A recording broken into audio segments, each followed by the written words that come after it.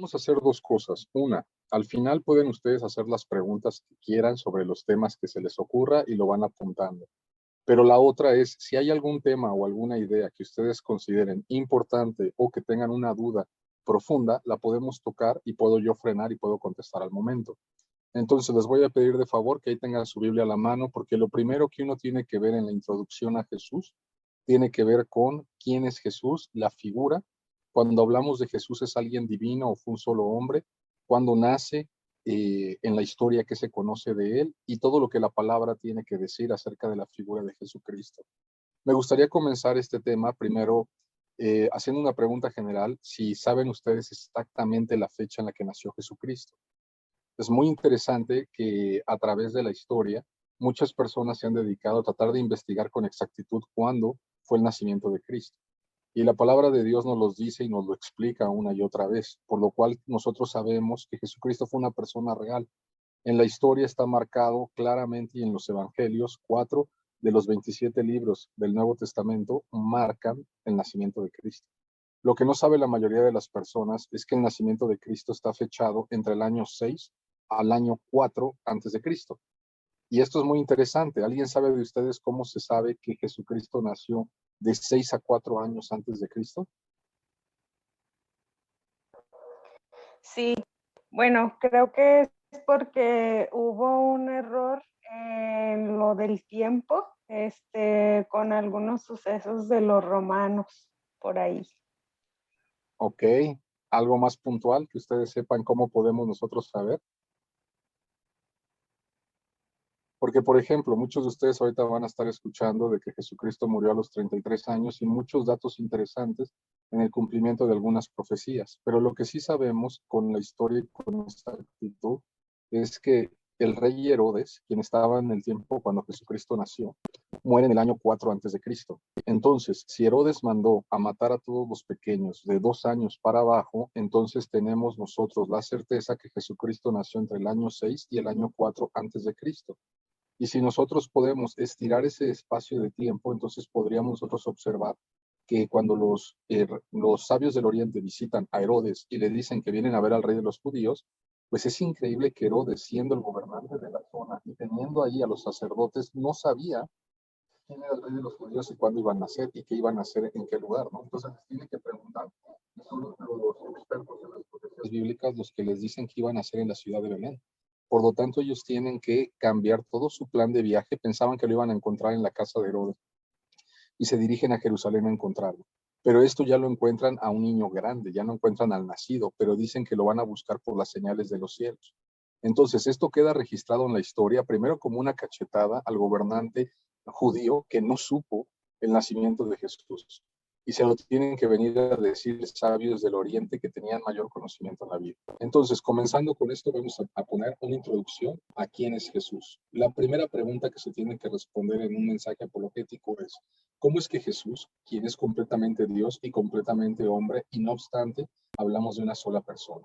Jesucristo tiene una característica fundamental que no la tiene ningún otro ser humano. Él es 100% Dios y 100% hombre al mismo tiempo.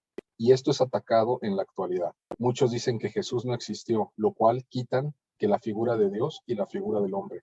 Muchos dicen que solamente fue un hombre, un gran maestro, y entonces empiezan a atacar la figura de Jesús. Y los segundos dicen que era Dios, pero que entonces tenía capacidades superiores y por lo tanto no es un hombre como nosotros, lo cual también quita mucho de la persona de lo que es Cristo. Entonces hay que saber en cuanto al estudio de quién es Jesús, claramente los argumentos y lo que dice la Biblia. Y lo primero que tenemos que defender cuando uno habla de Cristo es lo mismo que dice la palabra de Dios. Nosotros podemos recurrir a noticias, a información, a periódicos, a libros, pero a final de cuentas el fundamento de la defensa de la fe es la palabra. Si nosotros no tomamos la palabra como punto de partida, no hay fidelidad en lo que Dios dice. ¿Por qué? Porque entonces nosotros nos estamos volviendo fieles a otra fuente de conocimiento que no es la palabra de Cristo. Como cristianos, ustedes si ya estudiaron en apologética, el arma básica es la Biblia y nunca la debemos de dejar. Siempre tenemos que salir presuponiendo que lo que la palabra de Dios dice es la verdad, porque nosotros podemos observar que la Biblia nos dice que el que no es conmigo, contra mí es. Por lo tanto, si nosotros no estamos siendo defensores de la verdad bíblica, entonces tenemos otra fuente de verdad y no somos fieles a la palabra de Dios, rompiendo primer mandamiento y nuestra defensa se empieza a caer. Si tienen más dudas en cuanto a cómo se tiene que defender apologéticamente, discursivamente o filosóficamente la palabra de Dios, pues pueden hacer uso también del canal de la iglesia, la primera iglesia bautista, el Buen Pastor de Miahuatlán, donde está una serie de 15 videos donde explicamos en un transcurso de 1 hora toda la metodología de cómo se defiende la fe presuposicionalmente. Y entonces lo primero que vamos a ver, el nacimiento virginal. Esto es muy fuerte por si alguien de ustedes viene de trasfondo católico o conocen amigos que son de la Iglesia Católica, tienen una visión muy distinta a lo que dice la palabra de Dios. Lo que tenemos que nosotros que referirnos es a la Biblia. Aquí les puse unos pequeños dibujos acerca de la vida de Jesús, la infancia y su ministerio temprano. Lo primero que vamos a encontrar es que Jesucristo viene al mundo en el tiempo exacto que Dios dice y cumpliéndose el tiempo, entonces manda al ángel, que nosotros vemos a Gabriel, que se le aparece a María y entonces le da una serie de órdenes a través de cómo tiene que preparar la llegada de Jesucristo. Entonces Jesucristo es una persona que viene con un mensaje especial. Un ángel significa un mensajero. Y esto es lo principal porque la Biblia nos da nombres del ángel Gabriel y también nos da nombres del ángel Miguel. Tenemos nombres también de los mensajeros que vienen a hacer la apertura y preparar el terreno. Y para esto se sabía que iba a venir de una mujer y se elige a María. Y en María entonces comenzamos en Mateo 1:18 cuando nos narra el nacimiento de Cristo. Dice, el nacimiento de Jesús, el Cristo, fue así. Su madre María estaba comprometida para casarse con José, pero antes de unirse a él, vean esta parte importante que hay que ver. No estaban todavía casados, no había habido una unión todavía entre María y José. La Biblia lo marca de una manera con un lenguaje muy claro, pero también muy respetuoso para señalar que todavía eran dos personas distintas y no habían pasado por el matrimonio. Y entonces tiene ahí la observación, resultó que estaba encinta. Esto quiere decir embarazada por obra del Espíritu Santo, es decir, estaba esperando ya ver. Y aquí dice bien claro, sin que haya conocido varón, es decir, sin que haya estado con su esposo, ya presentaba un embarazo y la figura de el bebé Jesucristo que se estaba formando a través del papel del Espíritu Santo. Esto va a ser muy atacado. Como creyentes y como cristianos tenemos que observar que lo primero es saber que María era una mujer y José era su prometido. Ellos ya estaban en un espacio en el cual le conocen los judíos con la firma de un ketubá, en el cual ellos tienen que tener un convenio en el cual ya se van a casar. Pero justamente en ese periodo está embarazada María. Entonces, Mateo 1:20 nos dice que el ángel se le presenta a José en un sueño y le dice, José, hijo de David, no temas recibir a María por esposa, porque ella ha concebido por obra del Espíritu Santo. La palabra es muy clara. El pensamiento de José fue abandonarla en secreto para que no se hubiera lastimado la reputación de ella, pero no quería seguir porque entonces dudaba mucho lo que había sucedido a pesar de que le había dicho la verdad. Si tenemos este cuadro de lo que estaba pasando, mucha gente entonces va a cuestionar la llegada de Cristo al mundo. Pero esto es fundamental que lo puedan defender, porque los mismos sacerdotes judíos de la época, es decir, los fariseos, ellos decían que él era bastardo. Y esta es una palabra muy fuerte. Dice, nosotros tenemos padre, pero tú no. Y entonces ofendieron a Cristo cuando estaba aquí. Y esto obviamente era una intención del maligno de querer señalar que José no era su padre biológico, sino que venía de María y de la unión también con el Espíritu Santo. ¿Alguna pregunta hasta aquí?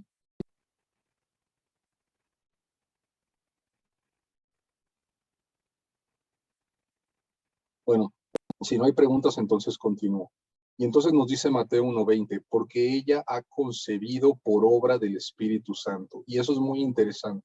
Fue algo milagroso, fue algo que solamente Dios lo puede hacer. Y muchos van a cuestionar y van a atacar tu fe y te van a decir, ¿cómo crees que hay un embarazo por algo milagroso? No conocemos a nadie más, a pesar de la historia de Jesús, que solamente la historia de Jesús donde eso aplica. Y entonces la respuesta del cristiano es muy clara. La Biblia es la palabra de Dios. Nos dice 2 Timoteo 3:16 que toda la palabra de Dios que toda la escritura es inspirada por Dios. Y entonces Dios es quien escribe esto y Dios es veraz. Y tenemos la palabra profética más segura, que es la palabra de Dios y por lo tanto podemos confiar. Y si aquí dice que el embarazo o la concepción de Jesucristo, o como se le llama en teología, la encarnación de Cristo fue por obra del Espíritu Santo, así sucedió. Por lo tanto, el Padre de Jesucristo no fue José, fue el Espíritu Santo, fue Dios mismo. Y esto es muy interesante porque entonces tiene el linaje del hombre por parte de María y tiene todos los atributos divinos debido a que el Espíritu Santo funciona en la concepción de él, perdón.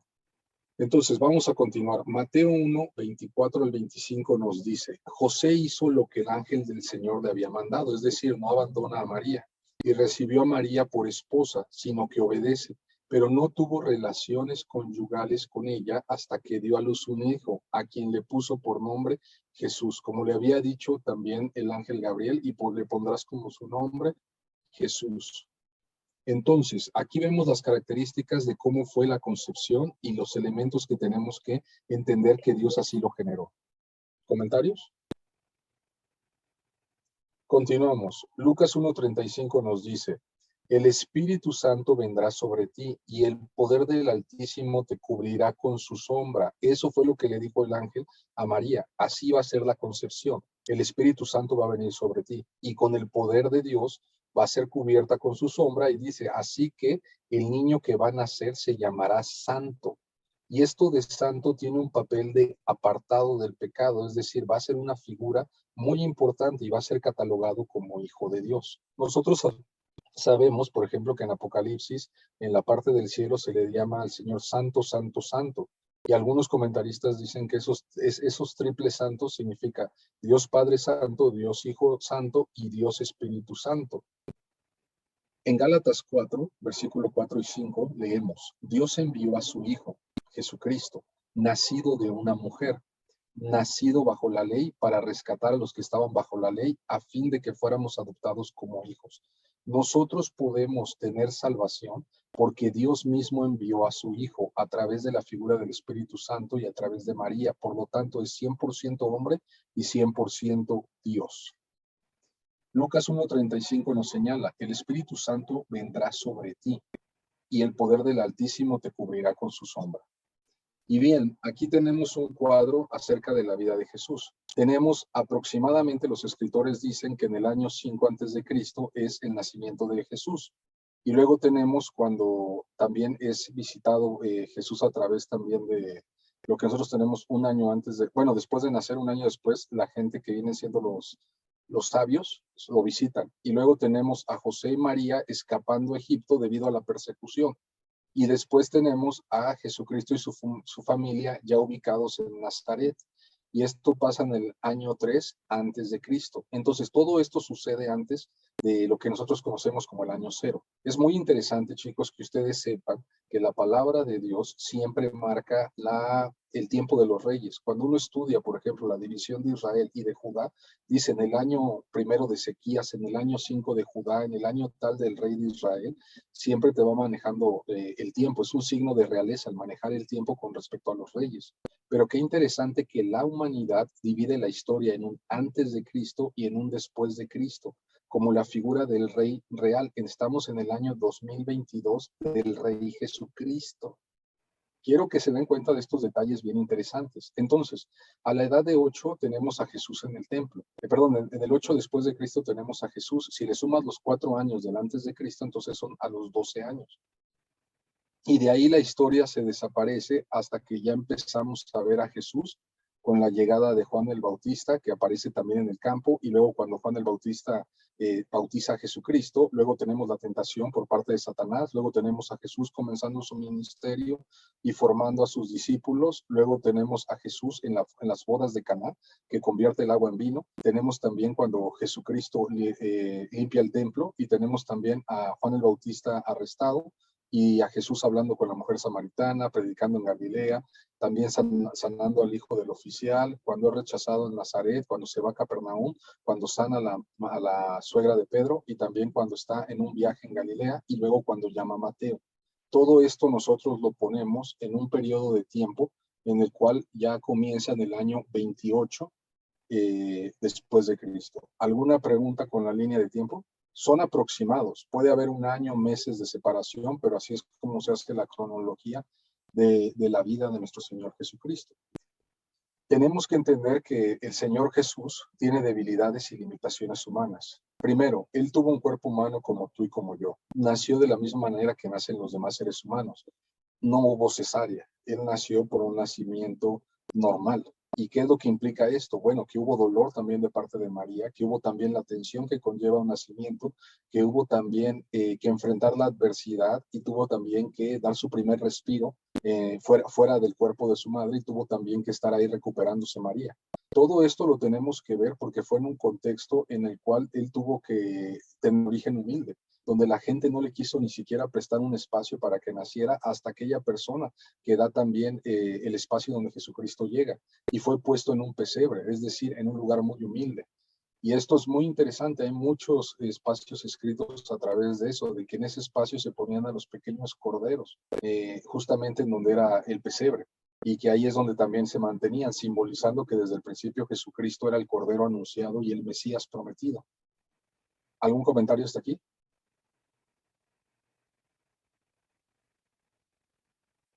Continuamos entonces.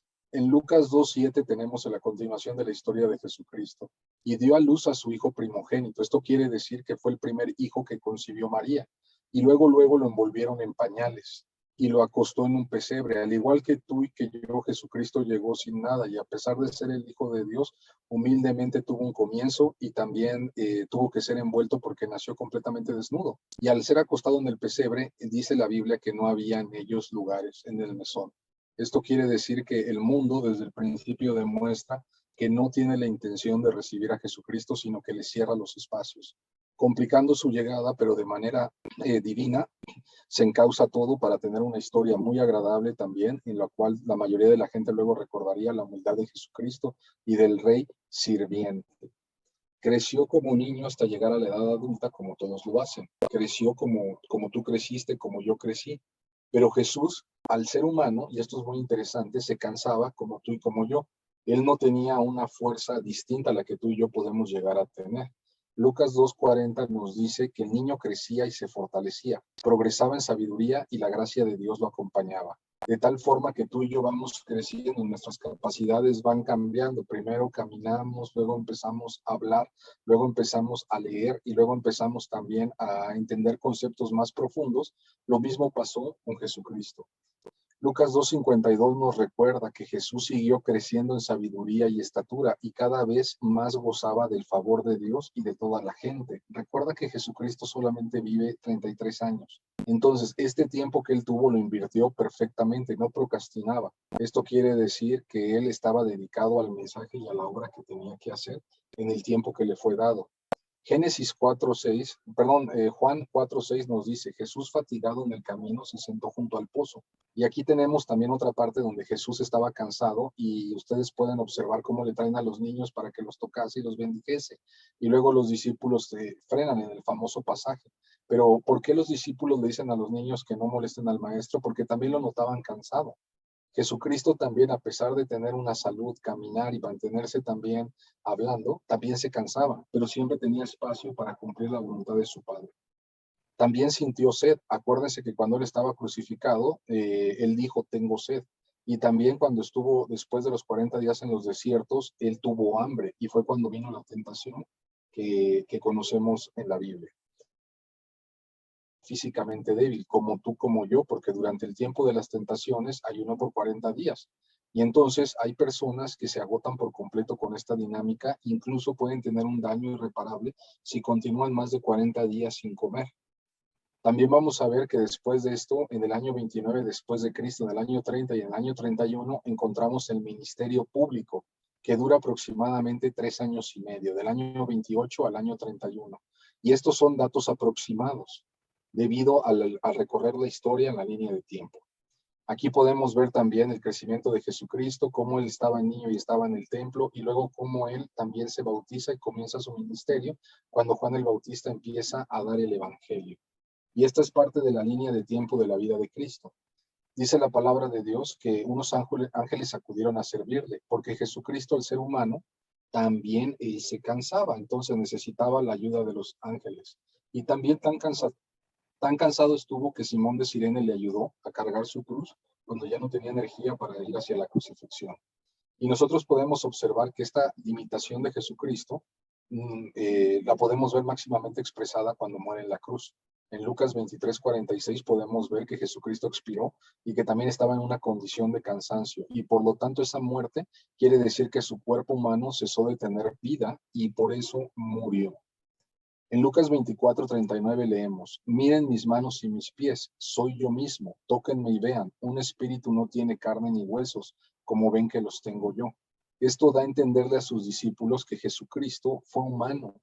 Y es importante para rebatir los argumentos en contra de la fe que te dicen que Jesucristo no fue humano, sino que fue un ser divino, o algunos que piensan que fue un ángel.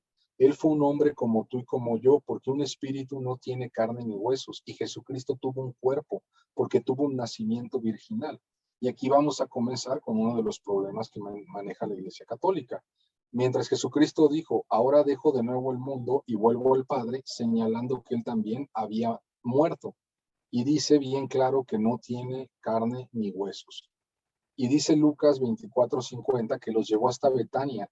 Allí alzó las manos y los bendijo. Y sucedió que mientras los bendecía, se alejó de ellos y fue llevado al cielo.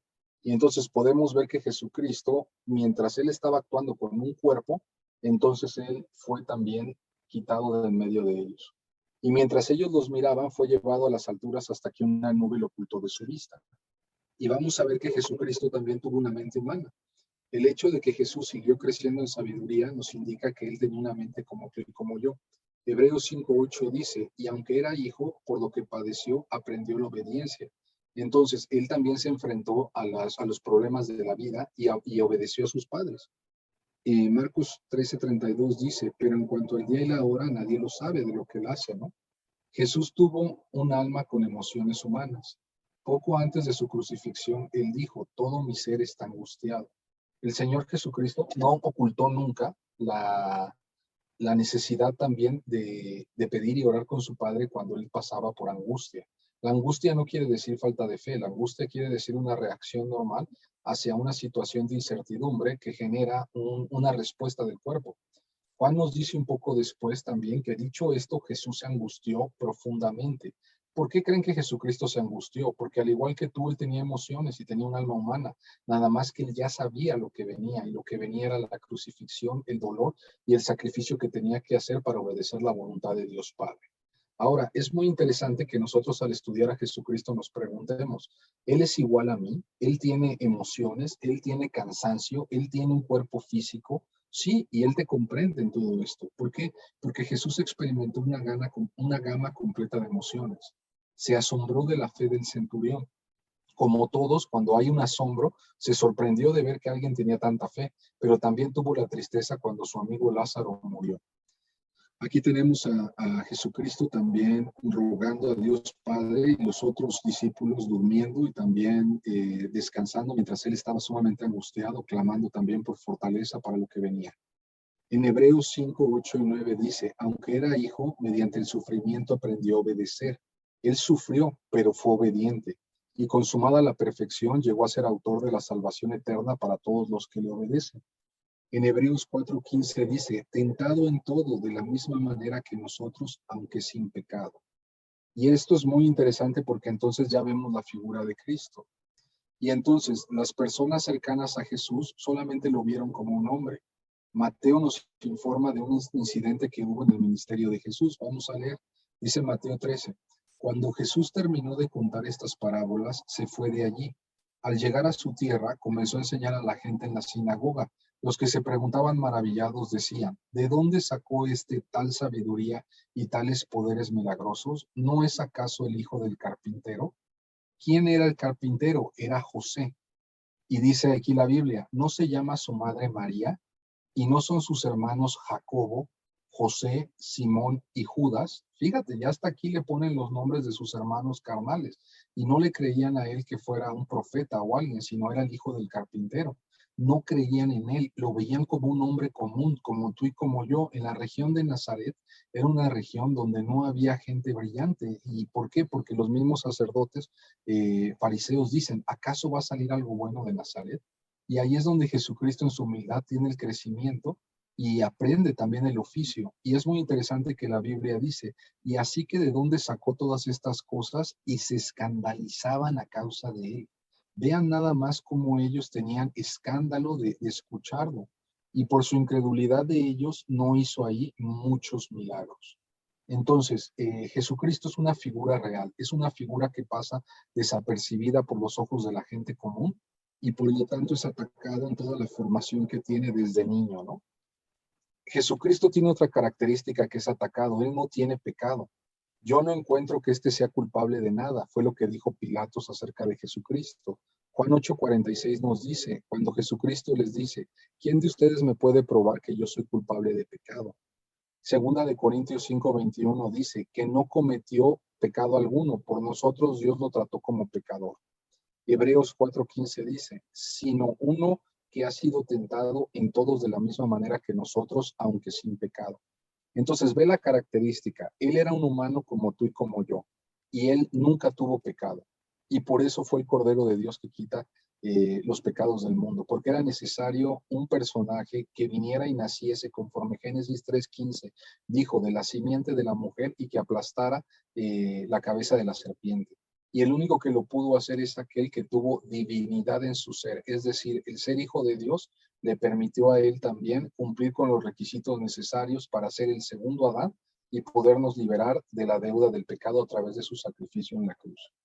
Hebreos 7:29 dice, Él es santo, irreprochable, puro, apartado de los pecadores y exaltado sobre los cielos. Otra vez, es un personaje sin pecado. Primera de Pedro 1:19, un cordero sin mancha y sin defecto. Y aquí yo quiero hacer una pausa. La primera ataque que van a tener, por ejemplo, del catolicismo romano, es con lo que ellos conocen como la concepción inmaculada de María. Y esto es muy interesante porque ellos dicen que Jesucristo no tuvo pecado porque su padre fue el Espíritu Santo, pero también María era una persona sin pecado. ¿Tienen idea lo que implica esto? ¿No? A ver, entonces voy a tratar de ser un poco más puntual. Cuando Sí, Jesucristo... hermano. A ver, adelante, Rosa María, le Sería, escucho. sería decir como que María de cierta manera pues fuera como Dios, ¿verdad? Lo cual es una aberración porque pues no, porque al decir que María no tiene pecado, entonces también ella sería santa y tendría como adoración. Por eso ellos pues la adoran y todo esto, ¿no? Pero pues está mal. ¿Por qué Excelente, no? Pues Rosa sí María. tuvo pecado porque era humana igual que nosotros. Así es, ella fue concebida también por un hombre y una mujer. Esto quiere decir, fíjense, hasta dónde llega la aberración de la Iglesia Católica. Ellos dicen que la concepción de María en el vientre de su madre, es decir, de la abuela de Jesucristo, fue libre de pecado. Es decir, ella fue perfecta también. No solamente Jesucristo, que la Biblia nos dice que todo tuvo defecto, ellos llevan esta característica a su madre, a María. Y esto es muy fuerte porque la Biblia en ninguna parte asume que esto pasó. Hay una tergiversación ahí donde dicen que cuando visita a Elizabeth y brinca, que entonces dicen, ay, eres muy favorecida. Sí, la Biblia también dice que Gabriel le dijo, mujer muy favorecida, pero no quiere decir que por eso ella había sido concebida sin pecado. María, al igual que tú y yo, ella nació de un hombre y padre que trae ya el pecado original. ¿Y a qué me refiero con el pecado original? Me refiero a que somos descendientes de Adán y Eva. Ambos pecaron y por lo tanto el pecado entró al mundo y toda la descendencia nacemos ya con el pecado. De hecho, Salmos, David dice, en pecado me concibió mi madre. ¿Y esto qué quiere decir? Quiere decir que el ser humano desde que nace, nace con el pecado a cuestas y necesitamos un Salvador. Por eso es que la figura de Jesucristo es fundamental y en la apologética ustedes tienen que saber argumentar esto. Tienen que saber señalar que el único que no tiene pecado ni defecto es Jesucristo. ¿Y cómo podemos saber que Jesucristo no tiene pecado y defecto? Porque la palabra de Dios lo dice. Por eso ahorita les di la cita que ustedes tienen en Primera de Pedro 1:19, que era un cordero sin mancha y sin defecto. Pero entonces algunos dirán, ¿y cómo podemos nosotros observar que Jesucristo era sin mancha y sin defecto si tiene el linaje de María? Es decir, viene de la madre, nació de una mujer. Por lo tanto, en su carne viene el pecado. ¿Se entiende el argumento? ¿Qué responderían a eso?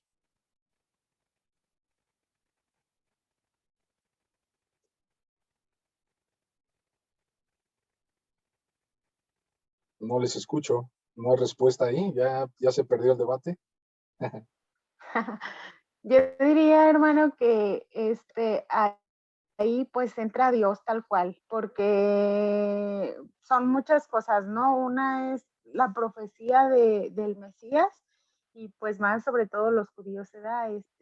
Todo lo que Dios ya había dicho de cómo iban a ser Cristo, el contexto y todo.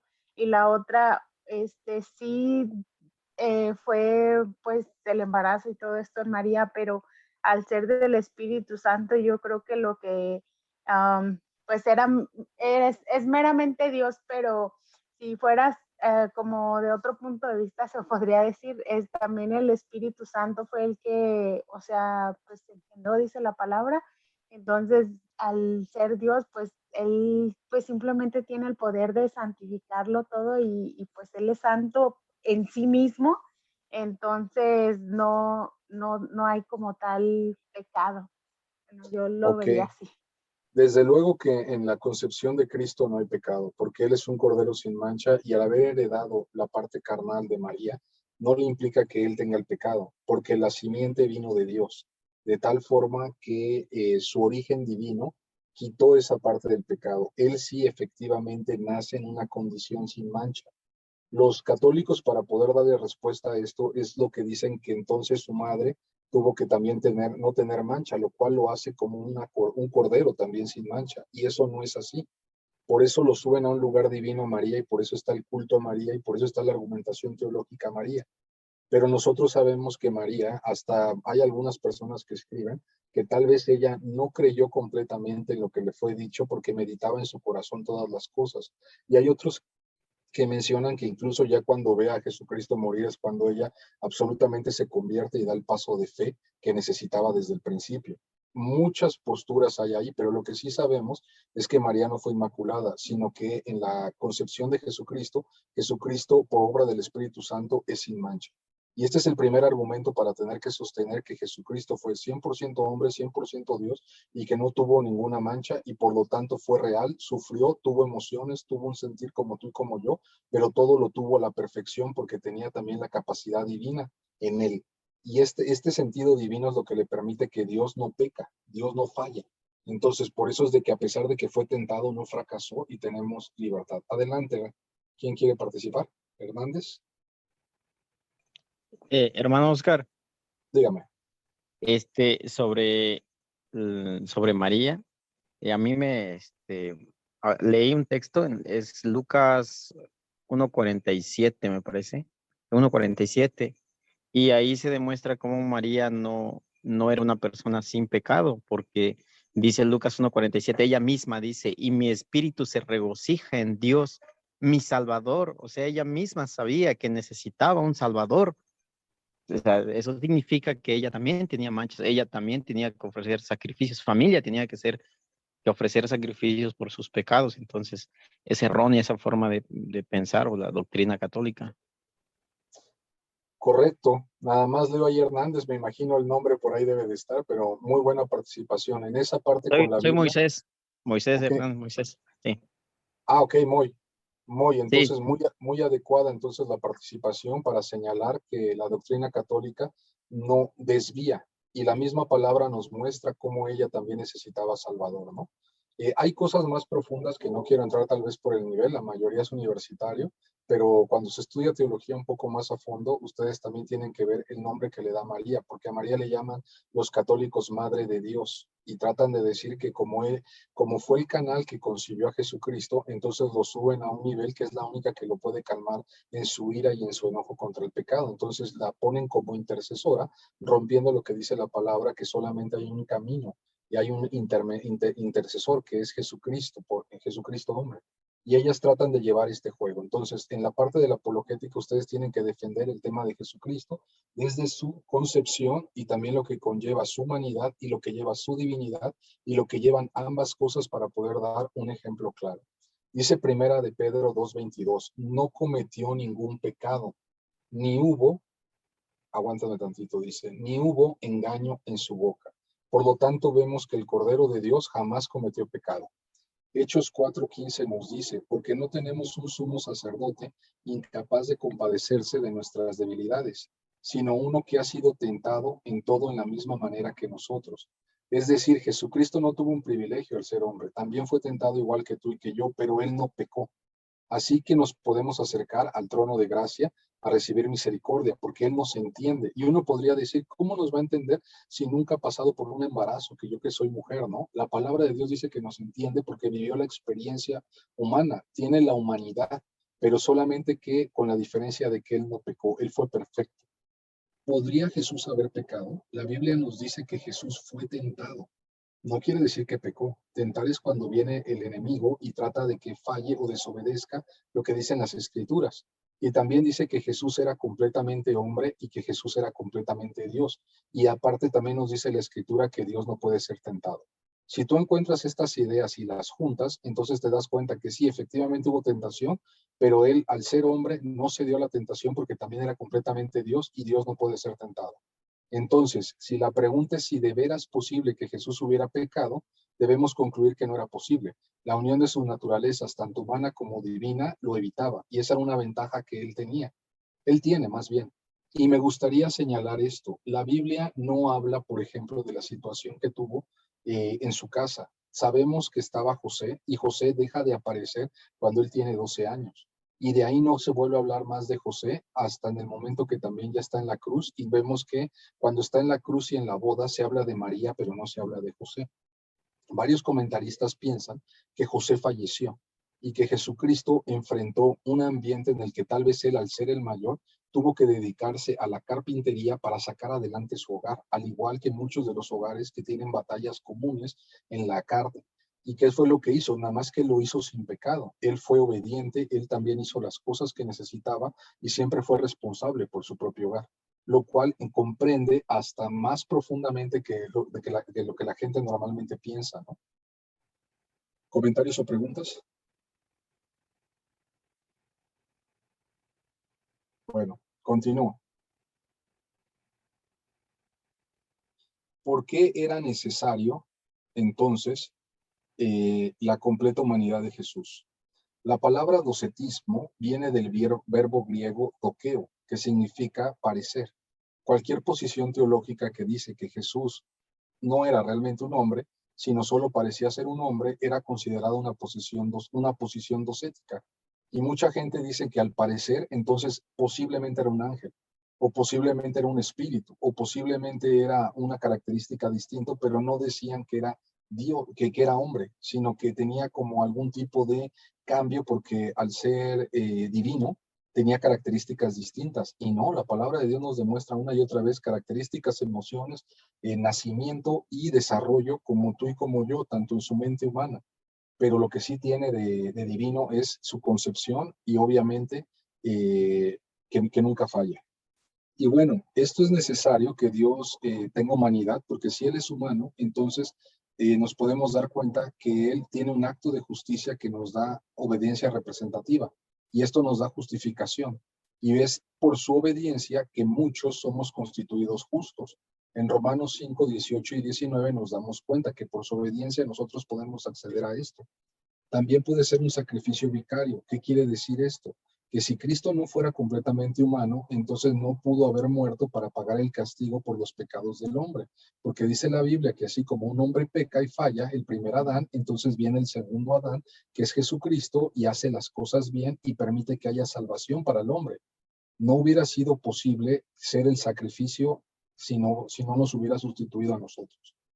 Y para eso necesitaba ser hombre. Y para ser el único mediador entre Dios y los hombres. 1 Timoteo 2:5 dice, porque hay un solo Dios y un solo mediador. Esto es muy interesante cuando uno tiene un debate apologético. María no es mediadora, no es intercedora, no es la madre de Dios, es la madre de Jesucristo en la carne. Fue el instrumento y el vaso que Jesucristo ocupó para encarnarse y venir al mundo para cumplir el propósito de Dios. Hasta ahí llega el tema. De ahí en fuera es pecadora y necesita un Salvador y tiene también que tener un lugar. Muchos se sorprenden cuando Jesucristo le contesta a María, mujer, porque le dice, es necesario que esté en la casa de mi padre. Y también le dice, he ahí tu hijo. O sea, no le dice madre, sino le dice bien claro lo que era y el rango en el cual él la tenía y el papel que él jugaba. Y entonces tengamos cuidado porque en la tradición católica se juega con el sentimiento de la madre y el hijo para tratar de llevar a la gente a que haga la voluntad a través de otro mediador, que viene siendo María y no de Jesucristo. Y Jesucristo es el único mediador porque tiene la característica de ser 100% Dios y 100% mujer, de ser un cordero sin mancha y estar en el sacrificio, lo cual permite que nosotros tengamos salvación a través de él. ¿Comentarios? Hermano Oscar, Adelante, Boy.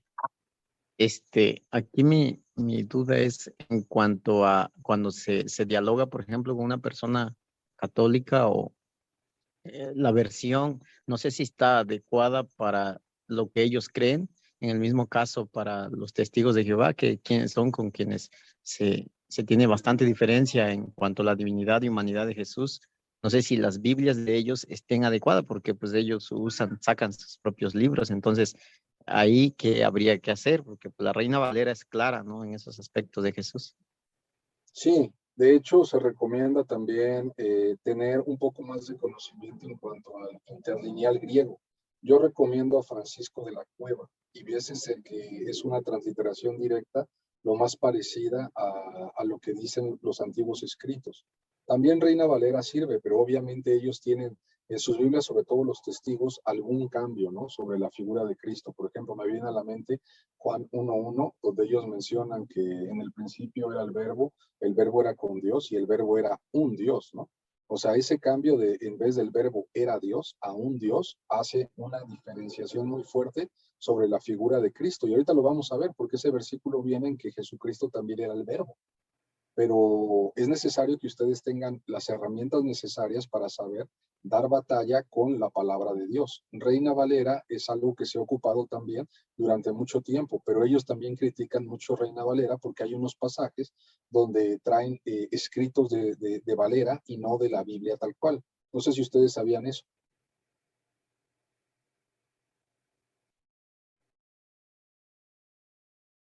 Bueno, eso Sí, nada más hay que hermano. tener.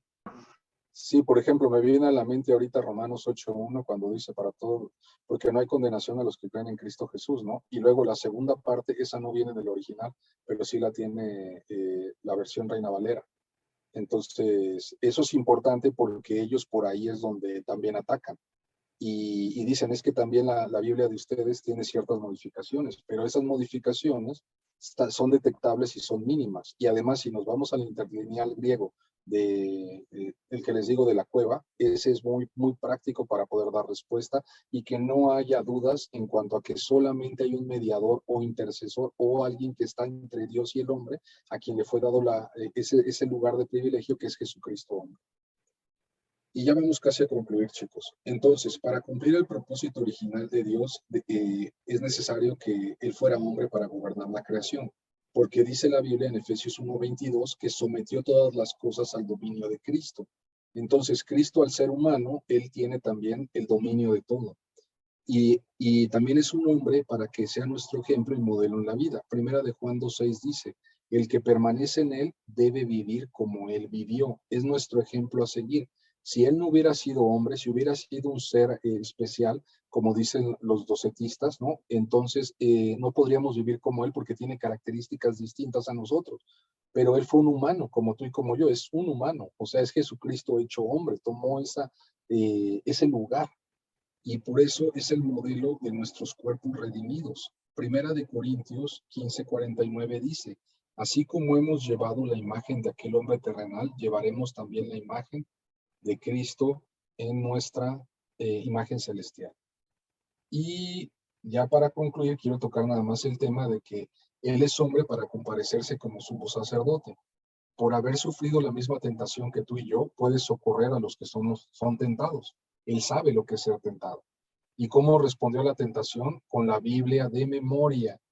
Ahí no tuvo tiempo para estar buscando en su celular, no tuvo tiempo para estar sacando la Biblia, los comentarios, sino que él había memorizado y es nuestro ejemplo para ver cómo tenemos que responder. Jesús será un hombre para siempre y esto es algo importante.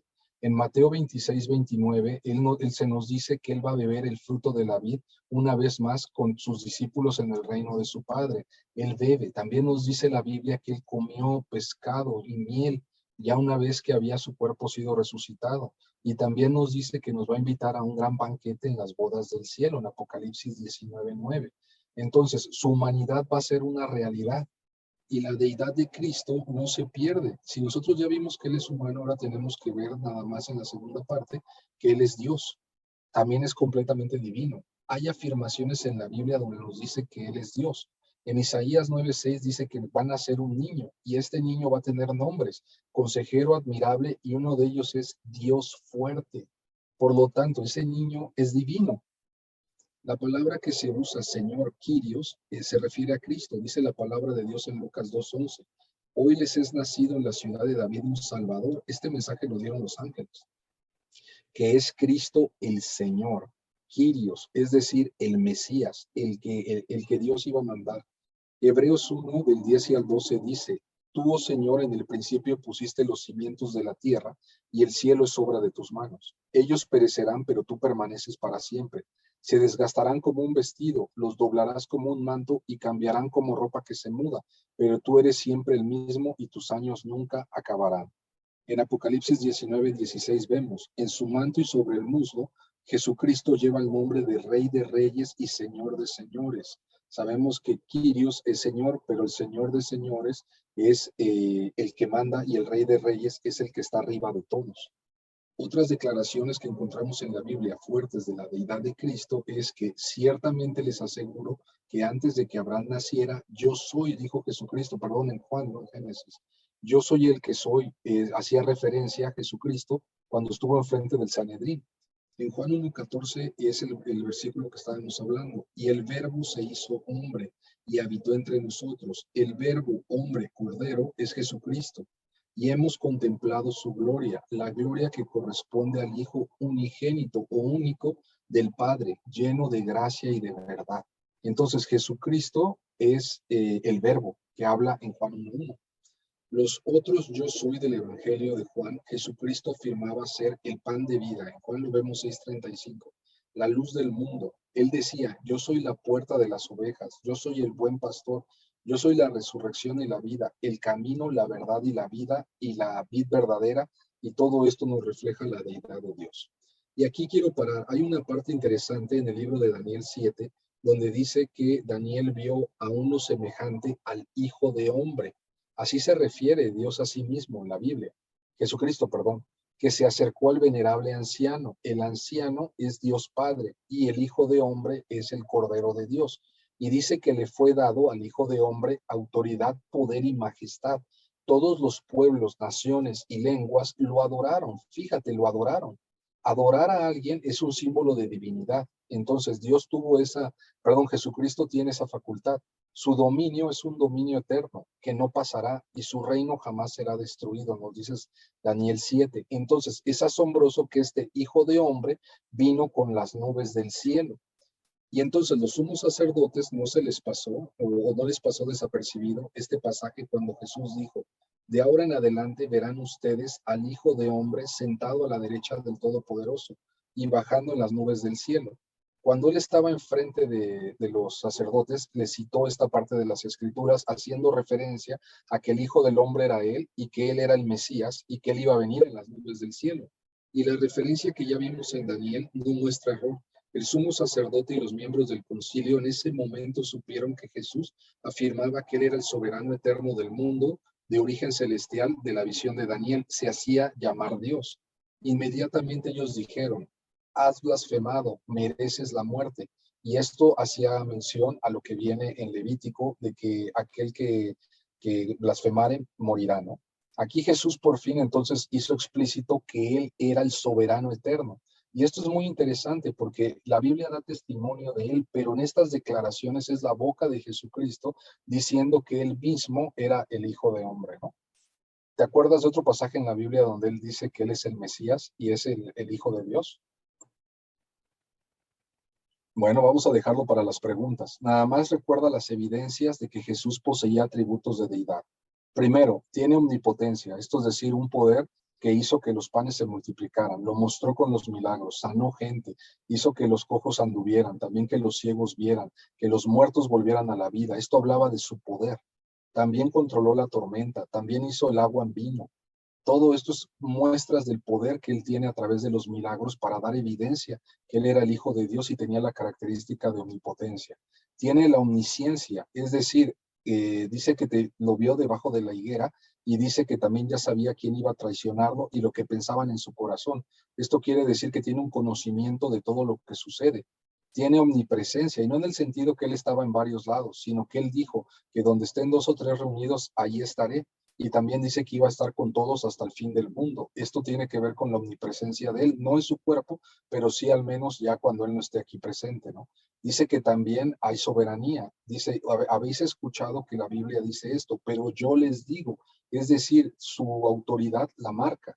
Tiene inmortalidad, porque dice, si destruyan este templo y lo levantaré en 3 días, se refería a su cuerpo, y también es digno de ser adorado. Características divinas de la deidad. Concluimos entonces, Cristo es completamente divino. A Dios le agradó habitar en él con toda su plenitud. Entonces Dios estaba ahí según Colosenses 1:19. Y según Colosenses 2:9 dice, toda la plenitud de la divinidad habita en forma corporal en Cristo. Primera de Juan 2:23 nos dice, todo el que niega al Hijo no tiene al Padre. El que reconoce al Hijo tiene también al Padre. Y segunda de Juan 9 dice, todo el que se descarría y no permanece en la enseñanza de Cristo, no tiene a Dios. El que permanece en la enseñanza sí tiene al Padre y al Hijo. Concluimos que el hecho de que el eterno, omnipotente e infinito Hijo de Dios pudiera hacerse hombre y unirse a la naturaleza humana para siempre, de tal manera sigue siendo que el Dios infinito se hiciera una persona con el hombre finito. Permanecerá por toda la eternidad como el más profundo de los milagros y el más profundo de los misterios del universo. Y aquí tenemos parte de la historia de Cristo, cómo él fue avanzando hasta morir en la cruz. Gracias por su tiempo y ahora sí pasamos a las preguntas.